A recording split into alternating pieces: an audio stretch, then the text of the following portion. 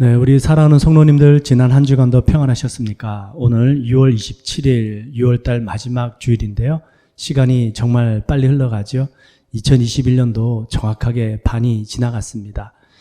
성경 말씀에 보시면 하나님께는 하루가 1000년 같고 또 1000년이 하루 같다라는 말씀이 있는데요. 시간이 너무나도 빨리 흘러가다 보니까 참 무의미한 인생처럼 느껴집니다. 그러나 저희들이 하나님을 예배하고 주님을 믿어드리며 주님만을 경외할 때에 우리의 이 무의미한 시간들이 하나님으로 말미암아 의미 있는 시간들로 변화될 줄 믿습니다. 그래서 오늘도 저희들은 주님을 예배합니다. 그리고 다가오는 한 주도 믿음으로 또 주님을 예배하는 마음으로 살아가길 원합니다. 우리 주님께서 우리 모든 삶 속에 의미를 부여해 주시고 또 생명력을 공급해 주시기를 간절히 소원합니다. 이 시간 다 함께 묵도드리심으로 예배 시작하겠습니다. 우리가 하나님과 함께 일하는 자로서 너희를 권하노니 하나님의 은혜를 헛되이 받지 말라. 이르시되 내가 은혜 베풀 때에 너에게 듣고 구원의 날에 너를 도왔다 하셨으니 보라, 지금은 은혜 받을 만한 때요, 지금은 구원의 날이로다. 아멘. 사도신경으로 신앙 고백 드리겠습니다. 전능하사 천지를 만드신 하나님 아버지를 내가 믿사오며 그 외아들 우리 주 예수 그리스도를 믿사오니 이는 성령을 잉태하사 동정녀 마리아에게 나시고 본디오 빌라도에게 고난을 받으사 십자가에 못 박혀 죽으시고 장사한 지 사흘 만에 죽은 자 가운데서 다시 살아나시며 하늘에 오르사 전능하신 하나님 우편에 계시다가 저리로서 산자와 죽은 자를 심판하러 오시리라. 성령을 믿사오며 거룩한 공예와 성도가 서로 교통하는 것과 죄를 사하여 주시는 것과 몸이 다시 산 것과 영원히 사는 것을 믿사옵나이다. 아멘. 4시간 새 찬송가 305장 나 같은 죄인 살리신 함께 찬양 드리겠습니다.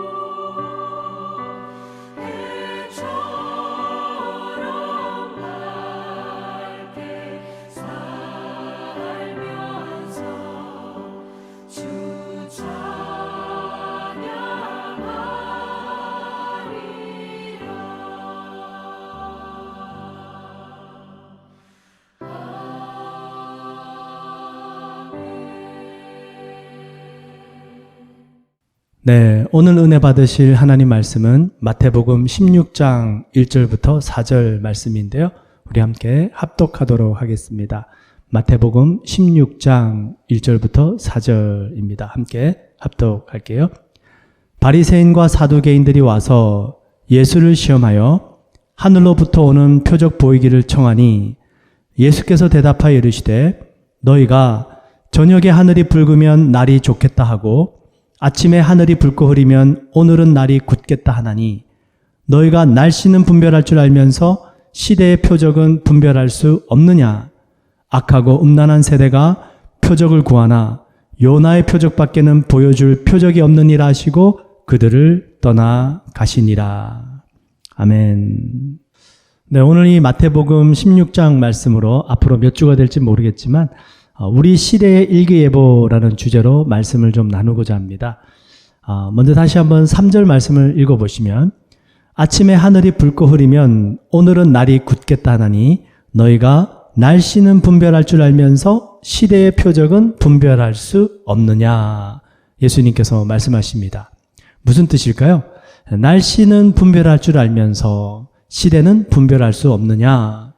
날씨만 분별할 수 있어도 그 정도만 되어도 시대를 얼마든지 분별할 수 있다라는 것이죠. 여러분, 날씨를 분별하는 일은 저희들의 생활 속에 중요한 일입니다. 요즘처럼 날씨가 좋고 또 락다운이 좀 많이 완화가 되었을 때에 저희들이 야외 활동도 하고요. 또 캠핑을 계획하시는 분들도 계실 겁니다. 그러면 아무래도 날씨를 확인하겠죠. 비가 오는 날보다는 비가 오지 않는 좋은 날씨를 선택해서 야외 활동을 계획을 할 것입니다. 특히 과거에는요. 주부들이 꼭 전날에 일기예보를 확인하고 잠자리에 들었습니다. 이유가 왜 그런가 하니 지금은 세탁기와 함께 드라이어기도 있지만 과거에는 세탁기는 있었지만 드라이어기는 따로 없었습니다. 그래서 세탁을 하고 나면 전부 햇볕에 빨래를 말렸거든요. 비가 옵니다. 그러면 주부들은 그 다음날 빨래를 하지 않습니다. 다른 집안일을 하고 다른 볼일을 보는 것이죠. 바로 이렇게 저희들이 날씨에 따라서 우리의 생활이 변화된다라는 것입니다. 마찬가지로 저희들이 시대를 분별하게 되면요. 그 시대를 따라서 우리의 삶이 변화될 수밖에 없다라는 것이죠. 그러니 날씨를 분별하는 것만큼 오히려 그 이상으로요. 시대를 분별하는 것 얼마나 중요한지 모릅니다. 지금 오늘 이 본문 말씀은 예수님께서요. 사역 중반기쯤 들어섰을 때에 이 바리새인들과 서기관들과 함께 대화를 나누신 장면입니다. 그러니 그 전까지 예수님께서 얼마나 많은 기적들을 행하여 주셨겠습니까? 눈먼 자를 다시 보게 해주시고요. 나병 환자들을 치료해 주시고요. 그리고 38년 된 병자를 베데스다 연못에서 치료해 주시고요. 그리고 우리가 잘 아는 오병이어로 5,000명 이상의 사람들을 먹이시는 엄청난 기적을 베풀어 주셨습니다. 그런데 이 바리새인과 서기관들이 예수님께 찾아와서는요. 하늘로부터 오는 표적을 우리에게 보여주소서라고 얘기를 합니다. 근데 이들의 마음이 순수하지 못했습니다. 믿음을 가지기 위해서 예수님께 찾아와서 표적을 보여달라고 한 것이 아니고요. 예수님을 시험하고자 표적을 구하고 있습니다. 정말로 이들이 예수님을 믿고자 했더라면 지금까지 예수님께서 행하여 주신 그 많은 기적을 통해서도 충분히 믿을 수 있었을 것입니다. 그런데 이들은 그 수없이 많은 기적은 제쳐두고요. 또 다른 표적을 예수님께 구하고 있습니다. 이것은 그들의 마음이 선하지 못한 것을 보여주고 있습니다. 여러분, 기적이 있고 표적이 있습니다. 기적이라는 것은요, 말 그대로 초자연적인 현상입니다. 근데 이 기적이라는 것은 예수님 밖에서도 기독교 이외에서도 일어날 수 있는 일이 기적입니다. 근데 예수님께서는 표적을 말씀하시는데요. 이 표적이라는 것은요, 사인입니다. 오병이어는 기적이기도 하지만 표적입니다. 그 표적이라는 것은 무엇을 의미하냐면 예수님께서 베풀어 주신 기적이 예수님께서 누구신가라는 것을 알려주는 사인, 표적이라는 것이에요. 그러니 오병이어로 5,000명을 먹이셨습니다. 그 표적을 통해서 예수님은 정말로 하나님의 아들이시구나, 구원자시구나라는 것을 알 수 있다라는 것이죠. 여러분, 표적은 가끔가다 한 번씩 나오는 것이지 우리가 계속 나오는 것이 아닙니다. 예수님께서 오병이어의 표적을 보여주시면 그 예수님의 보여주신 표적을 통해서 주님을 믿고 주님을 따를 수 있어야 되는데요. 이 바리새인들과 서기관들은 끊임없이 표적을 구합니다. 바리새인들과 서기관들 뿐만이 아니라 유대인들이 그랬습니다. 유대인들은 표적을 구하고 헬라인들은 지혜를 끊임없이 구했습니다. 그러나 우리는 십자가에 못 박힌 예수 그리스도를 전하노라 라고 사도 바울은 말씀합니다. 여러분, 표적보다 중요한 것이 예수 그리스도의 십자가 사건입니다. 우리의 그 어떤 지혜보다 뛰어난 것이 예수 그리스도의 십자가입니다. 근데 이 바리새인들과 서기관들은요, 지금까지 예수님께서 베풀어 주신 그 어떤 기적도 표적도 소용없고 또 다른 표적을 구합니다. 그들에게 예수님께서 뭐라고 말씀하십니까? 3절에 아침에 하늘이 붉고 흐리면 오늘은 날이 굳겠다 하나니 너희가 날씨는 분별할 줄 알면서 시대의 표적은 분별할 수 없느냐? 내가 지금까지 이렇게 수없이 많은 기적을 행하고 표적을 보여줬는데 도무지 너희들은 이 시대를 읽을 수가 없느냐? 예수님이 말씀하시는 겁니다. 그리고 마지막 4절에 예수님께서 이렇게 말씀하세요. 악하고 음란한 세대가 표적을 구하니 요나의 표적밖에는 보여줄 표적이 없느니라 하시고 그들을 떠나가시니라. 이 말씀을 좀 가만히 묵상을 해봤습니다. 예수님 얼마나 속이 상하셨을까? 얼마나 안타까우셨을까? 그러면서 과연 이 요나의 표적밖에 보여줄 것이 없다라고 말씀하신 예수님의 마음은 어떤 마음이셨을까? 여러분, 예수님께서 바리새인들과 서기관들을 많이 책망하셨습니다. 그런데요, 이 4절 말씀을 다시 한번 가만히 묵상하는데요, 이 말씀이 그 바리새인들과 서기관들을 향한 예수님께서 심판의 말씀을 하신 것이 아니라 정말로 앞으로 예수님께서 십자가를 통해서 행하실 놀라운 구원의 역사에 관한 말씀을 하신 것이더라고요. 만약에 여러분 예수님께서 바리새인들과 서기관들을 미워하셔서 그들에게 심판의 말씀을 하셨다면 이렇게 말씀하셔야 됐습니다. 이 악하고 음란한 세대가 표적을 구하나 내가 너희들에게 보여줄 표적은 소돔과 고모라 땅의 표적밖에 없다. 노아의 홍수 때와 같은 표적밖에 없다. 라고 말씀하셔야 되는데 요나의 표적밖에 없다라고 말씀하십니다. 여러분, 요나의 표적, 요나는 저희들이 잘 아시죠? 하나님께 불순종합니다. 니느웨로 가라고 했는데 다시스로 가는 배를 탑니다. 그러다가 물고기에 밥이 되어져서 다시 회개하고 주님의 뜻을 따라 니느웨로 가서 복음을 전하게 되죠. 요나는 하나님의 심판을 받고 징계를 받았지만 다시 생명을 얻어서 주의 사명을 감당하게 됩니다. 예수님께서 요나의 표적을 말씀하신 것은요, 이 악하고 음란한 세대가 하나님의 심판을 받아 마땅하지만 그 모든 하나님의 심판을 누가 담당하겠다는 것입니까? 예수님께서 대신 담당하시겠다는 것입니다.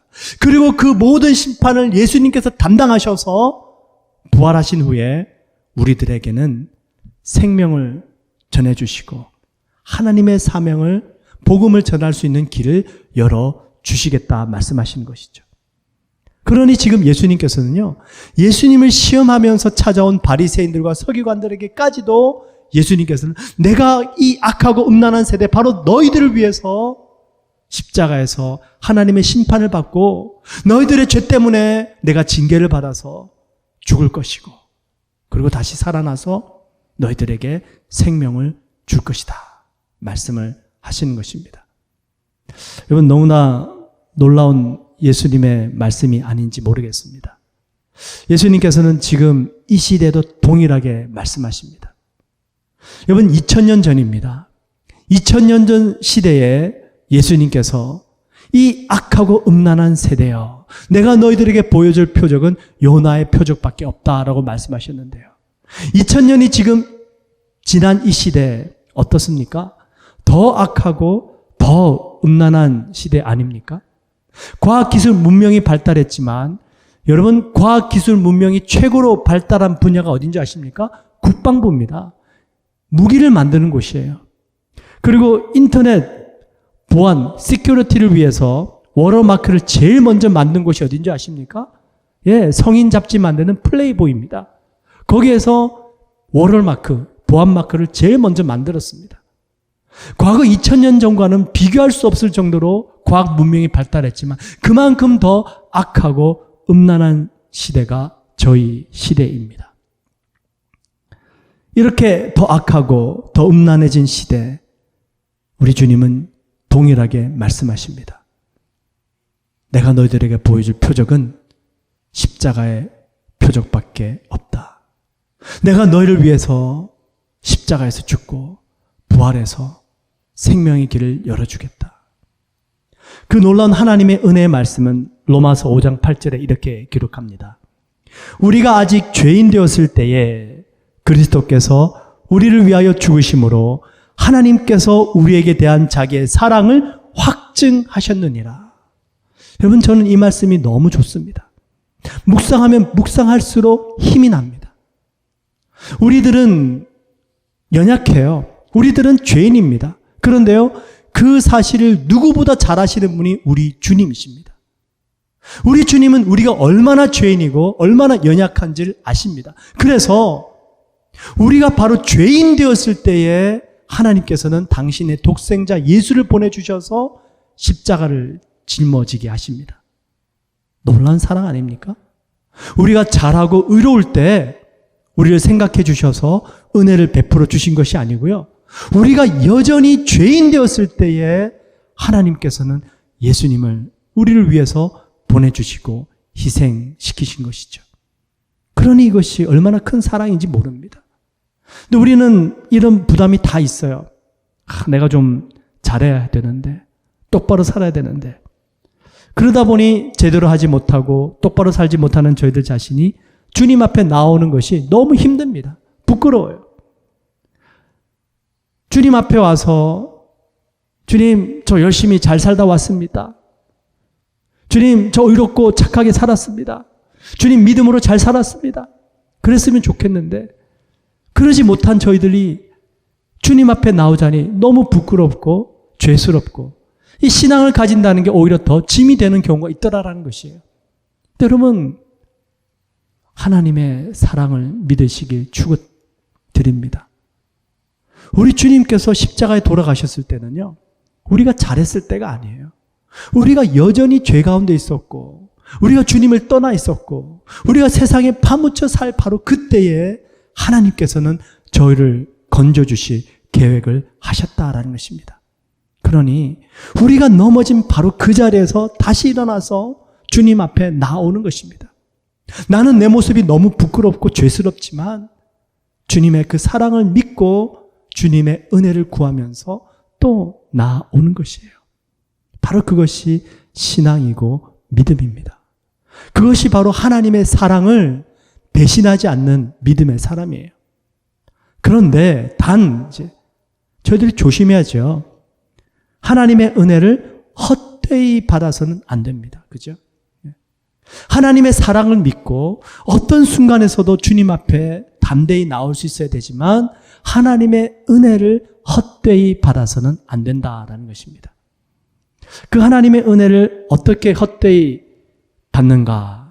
첫 번째가 로마서 6장 1절에 이렇게 말씀하시는데요. 그런즉 우리가 무슨 말 하리요? 은혜를 더하게 하려고 죄에 거하겠느뇨? 그럴 수 없느니라. 하나님이 우리의 모든 죄를 용서해 주시고 우리가 죄인 되었을 때 예수님 보내주셔서 하나님의 사랑을 확증해 주셨으니까 우리가 하나님의 더 큰 사랑을 받고 더 큰 은혜를 받기 위해서는 내가 더 큰 죄를 지으면 되겠구나. 그건 아니다라는 것입니다. 하나님의 큰 은혜를 받기 위해서 더 죄를 짓는다. 이것은 지금 하나님의 은혜를 헛되게 받는 것이고요. 잘못된 신앙생활을 하는 것이죠. 두 번째 하나님의 은혜를 헛되게 받는 방법이요. 고린도 후서 6장 1절에 나와 있습니다. 우리가 하나님과 함께 일하는 자로서 너희를 권하노니 하나님의 은혜를 헛되이 받지 말라.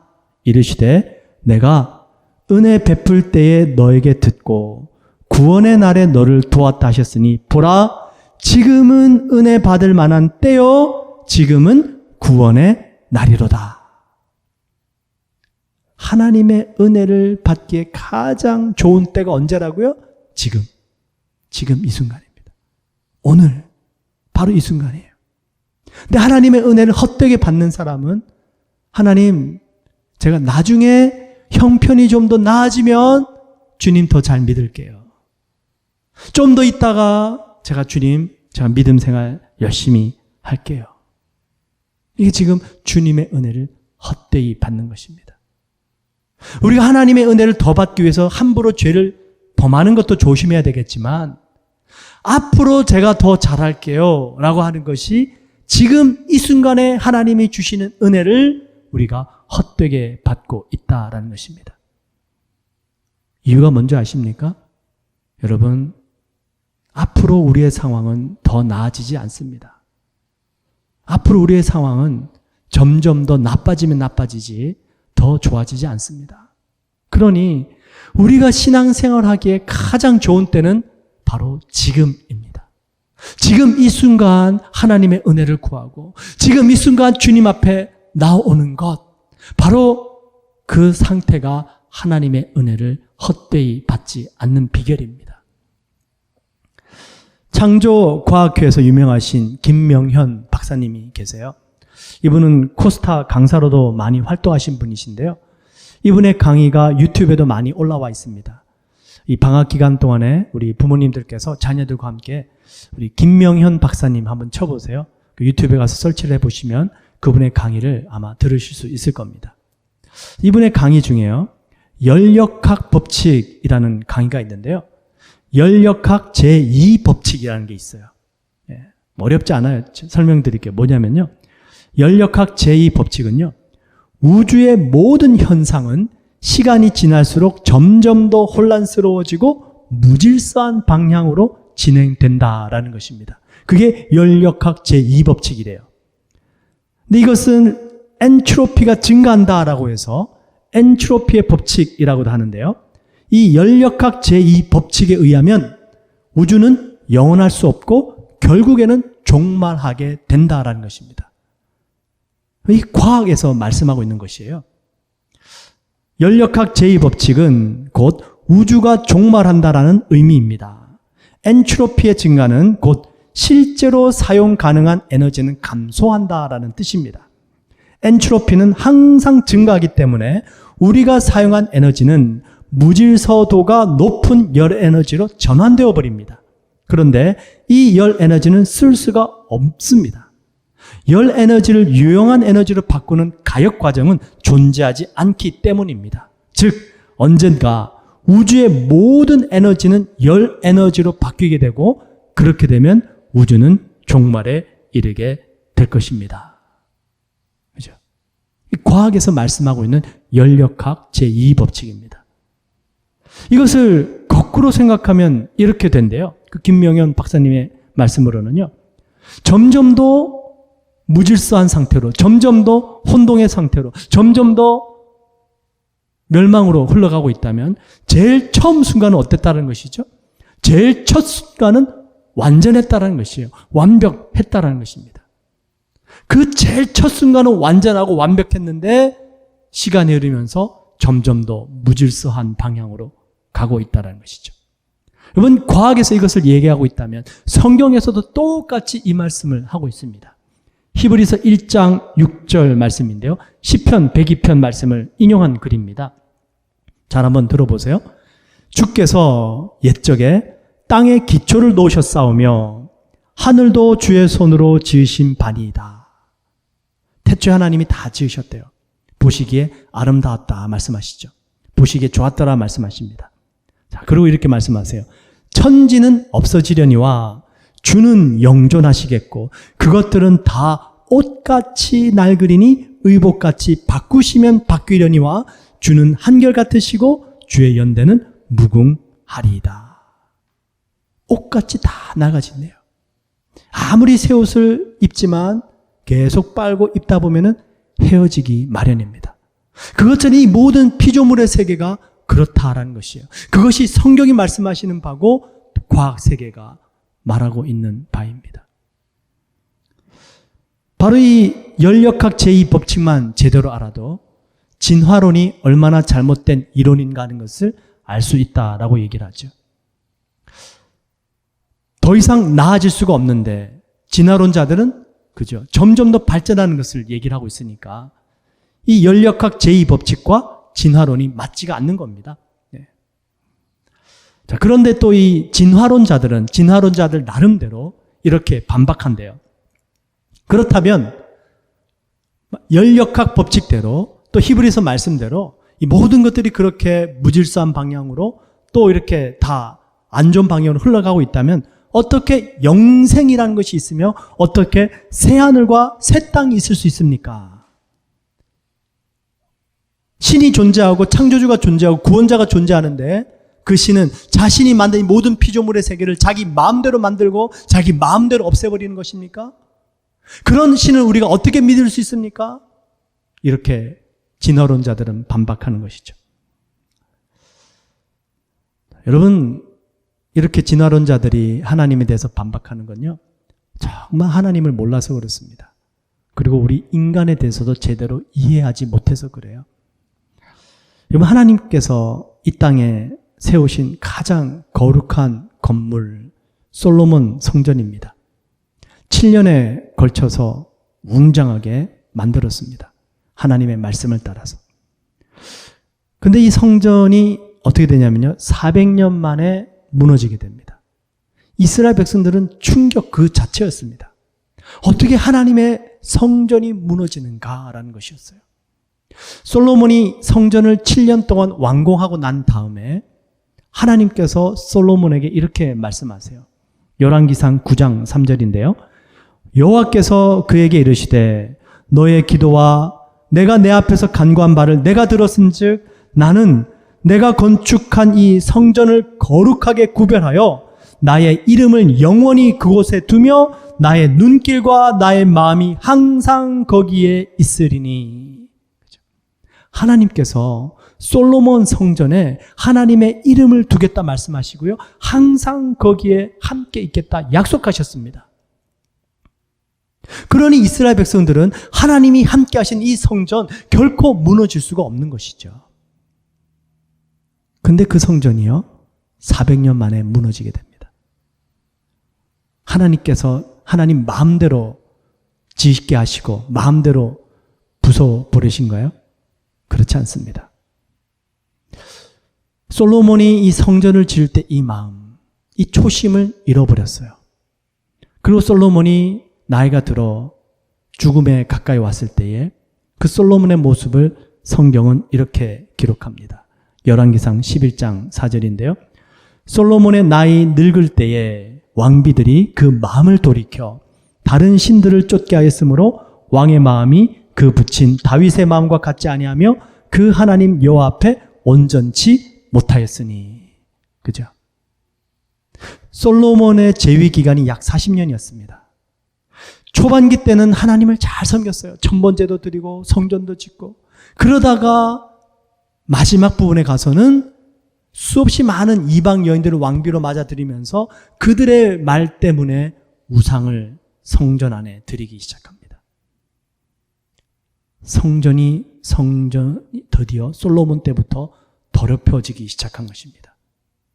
그러다가 약 200년이 흐릅니다. 성전이 400년 만에 무너졌다 말씀을 드렸죠. 중간 지점 때쯤 왔어요. 200년이 지났어요. 성전 완공한 지.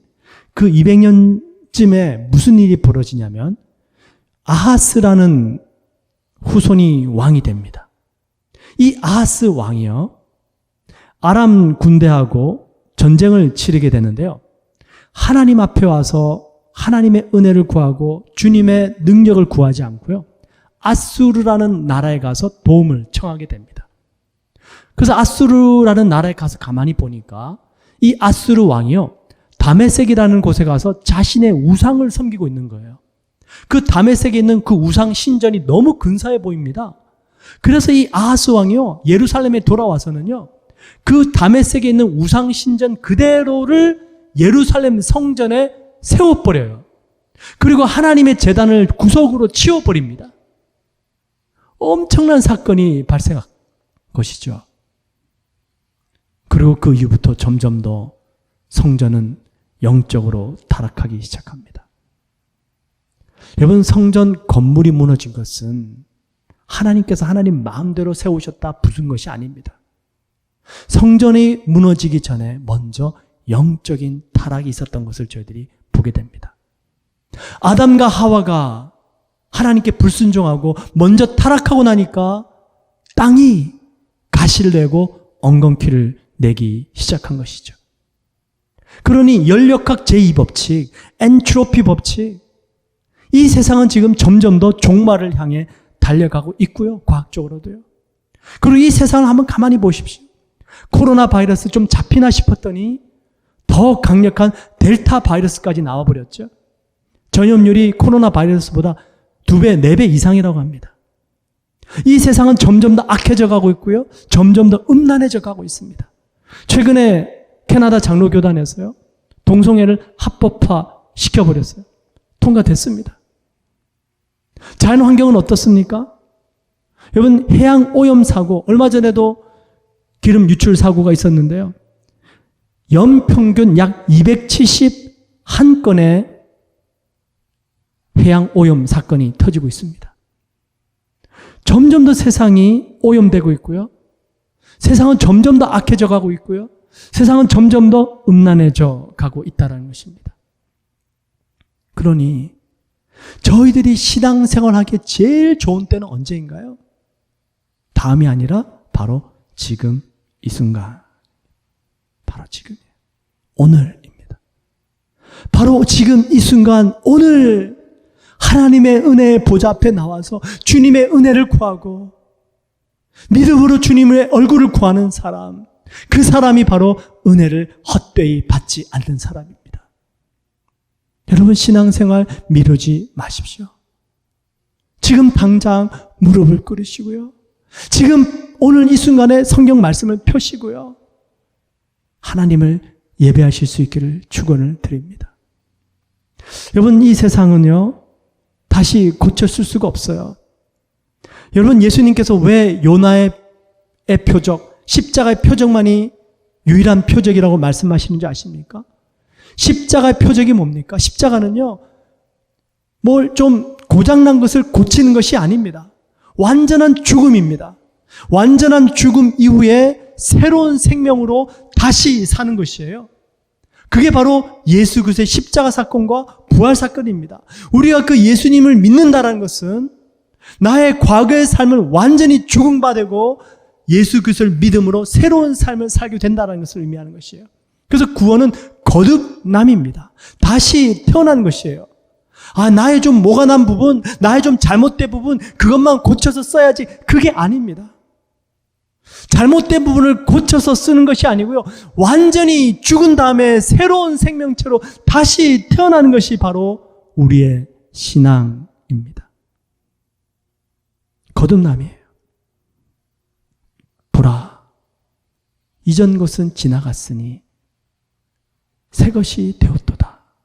누구든지 그리스도 예수 안에 있으면 새로운 피조물이라. 그래서 우리는 날마다 예수 그리스도의 십자가를 바라보면서 그 십자가를 표적 삼고 하나님의 사랑을 믿고 날마다 다시 태어나는 거예요. 주님, 오늘도 주와 함께 죽습니다. 주님으로 함께 다시 살게 하여 주옵소서. 여러분, 우리가 새 것을 얻는다라는 것 얼마나 좋습니까? 새 옷, 새 차, 새 집 좋잖아요. 여러분, 날마다 예수 그리스도의 십자가 앞에 나오면 우리의 영혼을 주님께서 날마다 새롭게 하여 주실 줄 믿습니다. 그 은혜를 바라면서 주님 앞에 나오는 것이에요. 죽는 것을 두려워하고요. 죽는 것을 어렵다 생각하지 마십시오. 아유, 또 십자가야? 날마다 죽어야 돼? 그게 아니고요. 그 날마다 죽음으로 날마다 새로운 영혼을 우리가 선물로 받게 되는 것입니다. 얼마나 귀합니까? 주님의 은혜라는 것이에요. 그래서 하나님의 은혜를 헛되이 받지 않는 사람, 지금 이 순간, 바로 오늘 주님 앞에 나와서 그 십자가의 표적을 바라보면서 주님이 입혀주시는 또 다른 새로운 영혼으로 또 새로 입고 또 샘을 얻고 거룩한 영으로 또 세상을 주님과 함께 살아가는 것입니다. 여러분, 이 세상도 마찬가지입니다. 이 세상 우리가 고쳐 쓸 수 없어요. 새 하늘과 새 땅이 되어져야 됩니다. 성경은 말씀하세요. 베드로후서 3장 12절에요. 하나님의 날이 임하기를 바라보고 간절히 사모하라. 그날에 하늘이 불에 타서 풀어지고 물질이 뜨거운 불에 녹아지려니와. 하늘이 불에 타버린대요. 모든 물질이 뜨거운 불에 녹아진답니다. 다 사라지는 거예요. 우리는 그의 약속대로 의가 있는 곳인 새하늘과 새 땅을 바라보는도다. 할렐루야. 이것을 사도 베드로는 하나님의 날이라는 표현하고 있습니다. 여러분, 우리가 이 땅을 살아가면서 여러 가지 고난과 아픔이 있습니다. 힘들죠. 좀 더 잘 살았으면 좋겠고 좀 더 근심 걱정 없으면 더 좋겠죠. 그런데요, 비록 고난이 있고 힘듦이 있고 아픔이 있지만, 우리의 부족함이 있지만, 나의 연약함이 있지만, 그런 것들 때문에 하나님의 나를 더 사모할 수 있게 된다면 이 또한 은혜가 되는 줄 믿습니다. 그죠? 하나님의 나를 사모하실 수 있기를 축원드립니다. 새하늘과 새 땅을 바라보시고, 나의 영혼은 새롭게 고쳤을 수 있는 것이 아니구나. 이 세상 모든 천지는 새롭게 고쳐 쓰는 곳이 아니구나. 없어져야 되는 것이고 죽어져야 되는 것이고, 그래야지 하나님께서 우리에게 새 영혼을 주시고 새 하늘과 새 땅을 주시는 것이구나. 하나님의 나를 바라보시고 그 하나님의 나를 사모하실 수 있기를 축원을 드립니다. 바로 그것이 이 시대에 우리에게 무엇보다 필요한 것입니다. 세상이 좀 더 잘 됐으면 좋겠다. 코로나 빨리 지나가고 좀 더 나은 상황이 되었으면 좋겠다. 물론 기도해야 되겠죠. 그런데 여러분, 우리가 이 시대에 정말로 더 사모함으로 바라봐야 될 것이 하나님의 날이라는 것입니다. 보니엠이라는 70년대 흑인 가수 그룹이 있는데요. 아마 아시는 분은 아실 겁니다. 이분들이 불렀던 유명한 노래가 있어요. The River of Babylon이라는 노래인데요. 아마 음을 들어보시면 또 아시는 분은 아실 텐데 잠깐 조금만 불러드릴게요. 예. By the rivers, by the rivers of Babylon, there we sat down. Yeah, we wept when we remember Zion. 이런 노래입니다. 그죠? 이 노래가요, 시편 137편을 근거로 만들었대요. 네, 시편 137편 한번 다시 잘 들어보십시오. 우리가 바벨론의 여러 강변 거기에 앉아서 시온을 기억하며 울었도다. 시온은 예루살렘입니다. 그 중에 버드나무에 우리가 우리의 수금을 걸었나니 이는 우리를 사로잡은 자가 거기서 우리에게 노래를 청하며 우리를 황폐하게 한 자가 기쁨을 청하고 자기들을 위하여 시온의 노래 중 하나를 노래하라 함이로다. 우리가 이방 땅에서 어찌 여호와의 노래를 부를까? 예루살렘아, 내가 너를 잊을진대 내 오른손이 그의 재주를 잊을지로다. 이 시편 기자가요, 내가 그 하나님의 성전이 있는 예루살렘을 잊어버리는 것보다 차라리 내가 가진 재능을 잊어버리겠다라고 말하는 것이에요. 그러니 절대로 예루살렘 하나님의 성전을 잊어버릴 수 없다라는 것이죠. 또 6절 보시면요, 내가 예루살렘을 기억하지 아니하거나 내가 가장 즐거워하는 것보다 더 즐거워하지 아니할진대 내 혀가 내 입천장에 붙을지로다. 이 시편 기자는 노래하는 걸 좋아했습니다. 그런데요, 가장 더 즐거워하는 것이 뭐냐면 하나님의 성전을 사모하는 것입니다.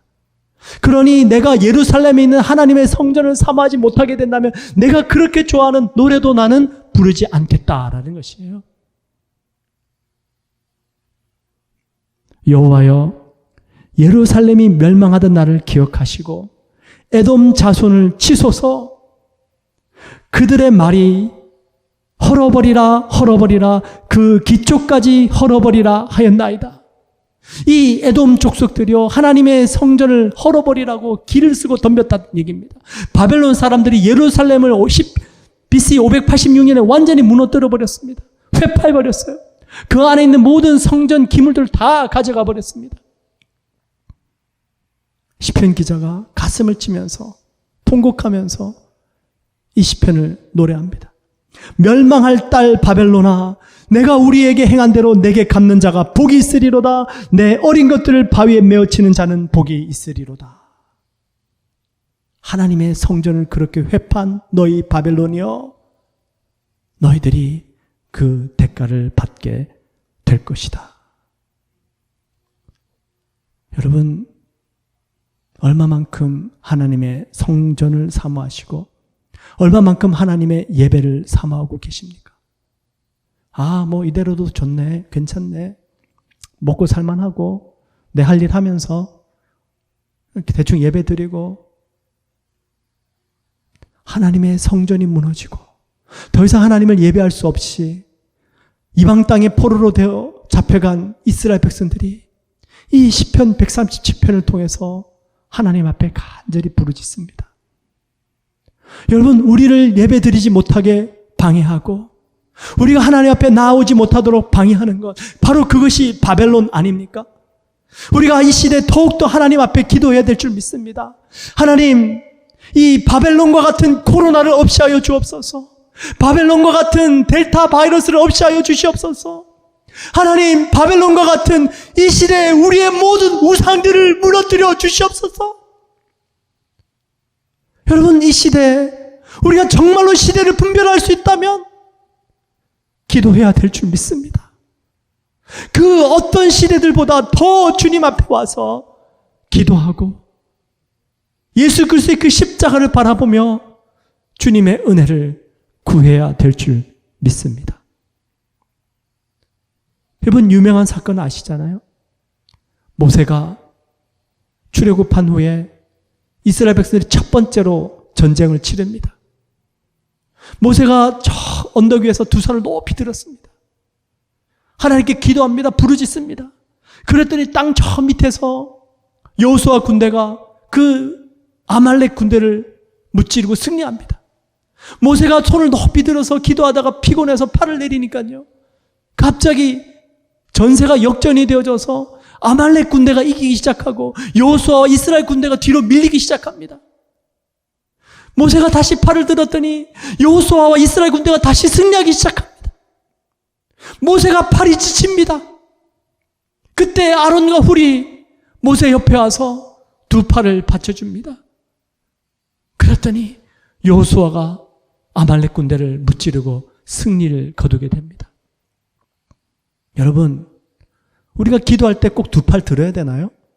그냥 마음으로 기도할 수 있잖아요. 근데 왜 굳이 하나님은 모세에게 두 팔을 들라 하시고, 그리고 아론과 훌은 왜 모세의 두 팔을 받쳐서 하나님 앞에 기도하게 했을까요? 기도라는 건 그냥 마음으로 드리면 되는 것이고 어디서든지 관계없이 하면 되는 것 아닙니까? 그런데요, 여러분, 모세가 하나님 앞에 두 팔을 들었다는 것은요, 순종의 행위를 보여주는 것입니다. 그렇습니다. 어디에서든지 기도해도 괜찮아요. 그런데 여러분, 하나님의 전을 사모하고 예배를 사모하고 하나님의 전에 와서 기도하는 것 또한 중요하다는 것입니다. 그리고 내 각자 혼자 마음으로 기도하는 것도 중요하지만 두세 사람이 주님의 이름으로 모여서 함께 기도할 때에 하나님께서 우리의 모든 그 간구를 보시고 응답해 주시고 승리케 해 주시겠다는 것이에요. 두세 사람이 내 이름으로 모인 그곳에 나도 함께 있느니라. 내가 말하노니 두 사람이 무엇이든지 이 땅에서 합심하여 구하면 내가 하늘에서 듣고 시행하리라. 여러분, 지금 이 시대에 저들이 정말로 더욱더 하나님의 전을 사모하고 예배를 사모하고 주님 앞에 기도해야 될 때인 줄 믿습니다. 그때 하나님께서 우리를 대신하여 바벨론을 대적해 주시고 바벨론을 무너뜨려 주실 것입니다. 여러분, 이 시대를 어떻게 분별하고 계십니까? 예수님께서 이 악하고 음란한 세대여, 내가 너희들에게 보여줄 표적은 요나의 표적밖에 없다 말씀하십니다. 그 말씀은 심판의 말씀이 아니라 이 모든 죄악된 세상에 이 모든 하나님의 심판을 예수님께서 십자가에서 홀로 받으시고 부활하셔서 우리에게 구원과 생명의 길을 열어주시겠다는 소망의 말씀이요, 생명의 말씀이요, 십자가의 놀라운 은혜의 표적의 말씀인 것입니다. 이 시대, 더 악하고 타락한 음란한 시대가 되어졌지만 동일하게 주님은 말씀하십니다.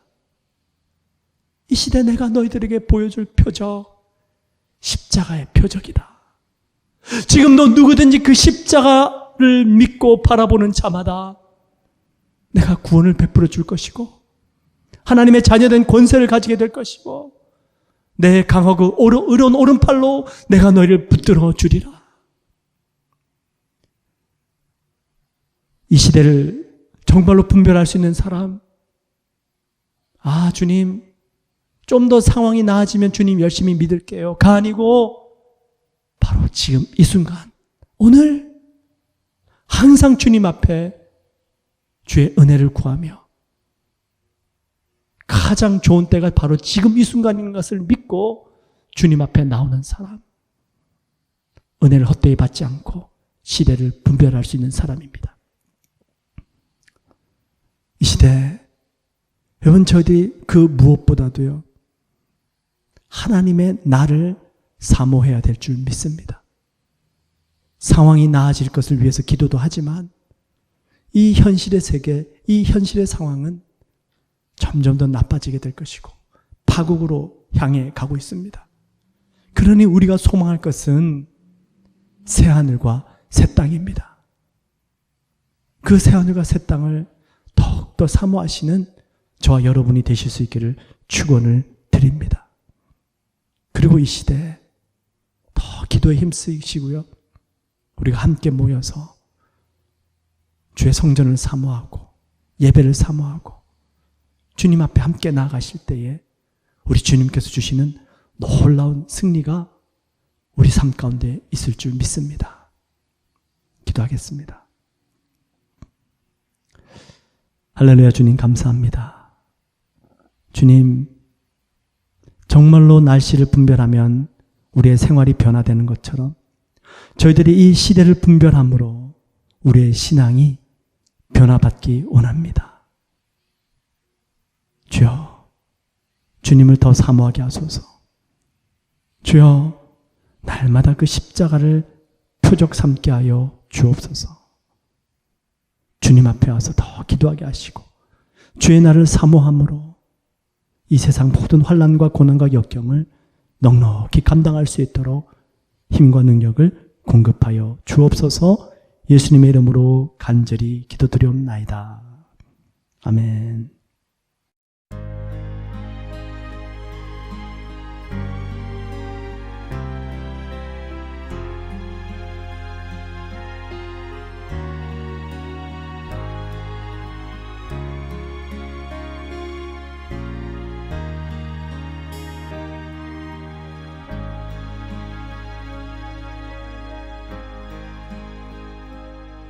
어둠 속 헤매이던 내 영혼 갈 길 몰라 방황할 때에 주의 십자가 영광의 그 빛이 나를 향해 비추어 주셨네. 주홍빛보다 더 붉은 내 죄 그리스도의 피로 씻기어 완전한 사랑 주님의 은혜로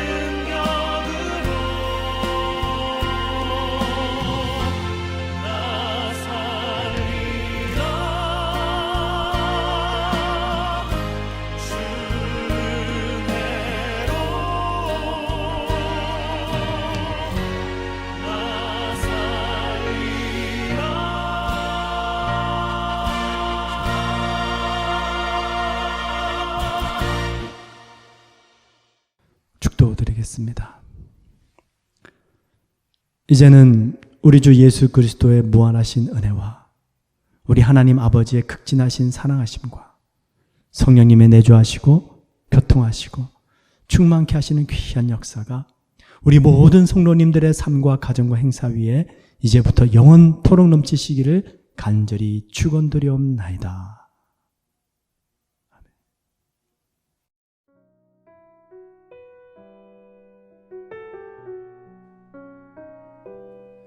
예수 십자가에 흘린 피로써 그대는 씻기어 있는가.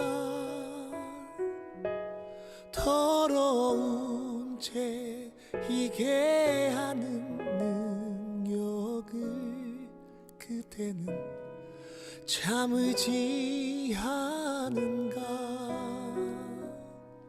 주 예수와 밤낮 스로 늘